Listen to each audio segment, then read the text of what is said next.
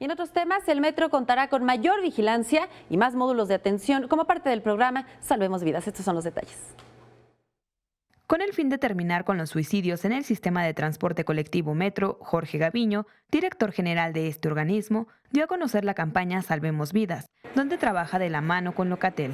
El Locatel tendrá a personas altamente capacitadas que van a estar atrás del teléfono, orientando, apoyando, escuchando, haciendo un llamado a evitar que se dé ese paso que en muchas ocasiones, si se hubiera previsto un teléfono, una llamada, se hubiera podido haber evitado. Otras de las medidas que se tomarán serán cambiar algunos colores que existen dentro de las instalaciones por un azul tenue, charlas en vagones, conferencias, módulos de bolsa de empleo, vigilancia al principio y a la mitad de los andenes, pues es donde se generan más suicidios.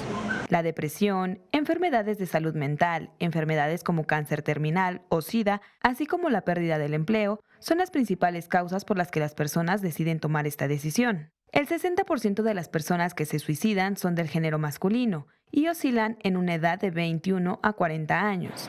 Cabe mencionar que en los últimos años se ha registrado una notable baja de suicidios dentro de este transporte. En 2011 tuvimos 41 suicidios, en 2012 34, en 2013 44, en 2014 36 y en 2015 28. Aunque la cifra sigue disminuyendo, ya que en 2016 solo se han presentado 13 suicidios, México se encuentra en el 8º lugar a nivel mundial con mayor número de suicidios. Con imágenes de Jonathan Ramos, Iraíz Morquecho, 21 Noticias.